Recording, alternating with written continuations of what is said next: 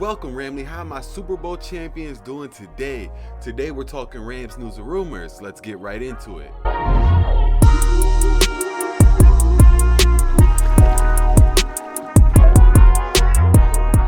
Now let's start by talking about Matthew Stafford's elbow.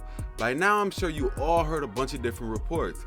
Ian Rappaport described it as thrower's elbow, which is normally something you see baseball pitchers suffer from.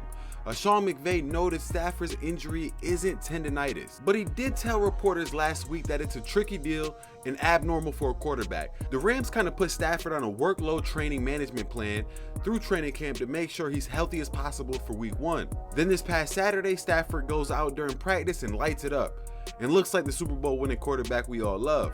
McVay was quoted by saying he threw it all over the field today. He looked really good. He felt great. McVay would go on to say we're very much on track to what we hoped would happen. The ball is jumping out of his hands, making all types of throws. The way he looked today, I don't think you would know that anything was going on, and he felt good. So I know that I'm going to sleep better tonight. So it seemed like Sean McVay had some worries, but after seeing him throw, a lot of those worries went out the window. So the question is this: should we be worried about Stafford's arm?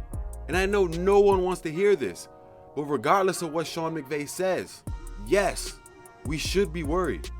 There's nothing in sports more grueling than an NFL 17-game regular season. Whatever injuries you have at week 1 will only get worse as time goes by unless you sit out for some time.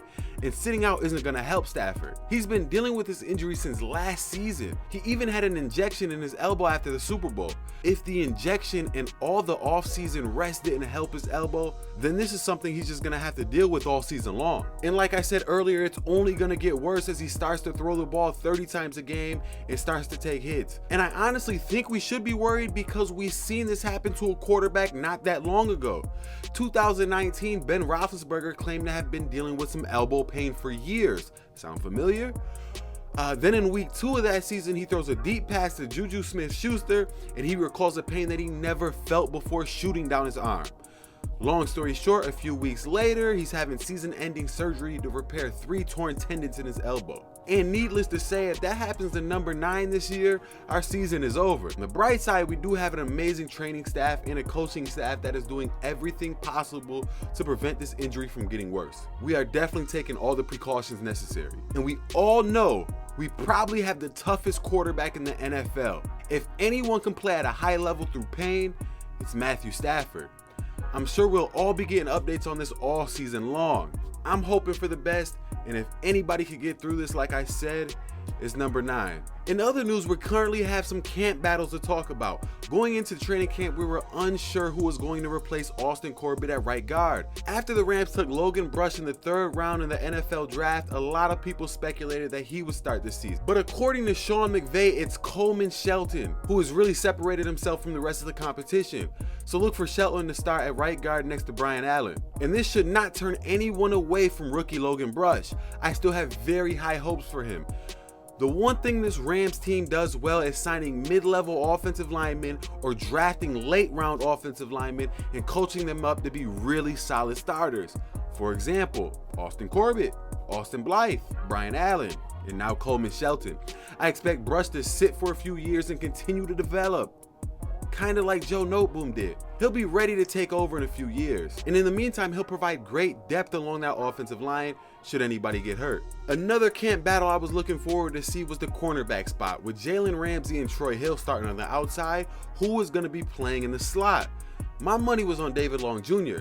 He really came on and played very well at the end of last season. But rookie cornerbacks Darian Kendrick and Jacoby Durant have been really exciting people in camp. Every time I open up my phone, there seems to be another camp highlight from one of these 2 players or another article written about how well they look. Now, I'm not ready to give one of them the starting slot spot over David Long Jr., but if these 2 continue to play well, perhaps second-year cornerback Robert Rochelle might find himself as the odd man out. That's something to keep an eye on. In other news, this Rams wide receiver core might be in a little trouble. This group might not be as deep as we initially thought. Van Jefferson has recently had a minor knee surgery and is expected to be out for a few weeks, putting his game status for week 1 against Buffalo up in the air. And as everyone knows, Odell Beckham is still a free agent. And even if he does re-sign, he won't be available until November. So this makes Ben Skoranek our likely number 3 wide receiver heading into week 1. Not only do I not want Skoranek on the field running routes during regular season games, but this also means we're one injury away from Cooper Kupp, Skoranek, and Tutu Atwell as our receiving group. Or Allen Robinson, Ben Skoranek, and Tutu Atwell. And at this point, I really don't think we have no other choice but to deal with this now.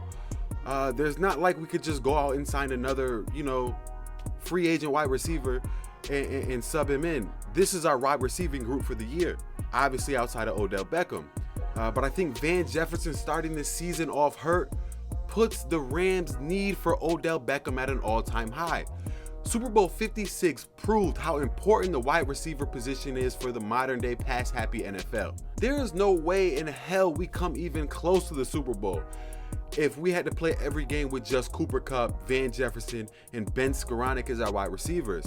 Like we did in the second half of Super Bowl 56. There's a reason why all these wide receivers this offseason continue to get paid. The wide receiver position is more important than ever. In the beginning of this offseason, I went into it thinking that re-signing Odell Beckham would be a nice luxury to have. But now I'm starting to think we might actually really need him. Because I'm sorry guys, I do not want to start the season off with Ben Skoranek as our number 3 option. Van Jefferson can come back. There's no telling if he'll be 100%. There's no telling where he'll be at. And obviously we have Cooper Kupp and Allen Robinson. I expect major things from Allen Robinson this year. He's looked great all throughout camp. And everything you want to hear about Allen Robinson in training camp, you're hearing exactly that. So that's a positive. But we're literally one injury away from playing our entire year like we had to play in the back half of the Super Bowl, where we could not move the ball at all. And I just don't think we could win like that long term. So I do think signing Odell Beckham has to happen at this point. Therefore, we can have an injury occur to one of our premier wide receivers, and we still have Odell Beckham there, so we still have 2 number 1 options. You could call me greedy, but it's a reality at this point. So please, Les Snead, Sean McVay, pay that man already. Speaking of someone getting paid, Sean McVay has received his contract extension. We really don't know any of the details yet, but man, I hope it's for 20 years. Because I do not want to see him leave ever. The next few weeks we'll be playing our 3 preseason games, and even though no starters will play, it is always great to see the Rams in action. Week 1 is less than a month away. It seems like just yesterday I was crying in my basement watching the Rams hold up that Lombardi trophy for the first time in 20 plus years. I cannot believe that the season is only 1 month away. This is a reminder that I will be previewing every single game this year, and I will be recapping every game also. So be on the lookout for at least 2 to 3 videos a week from me. So make sure you subscribe and hit that bell notification button so you're alerted as soon as I upload new content. And in the meantime, click right here for more Rams content.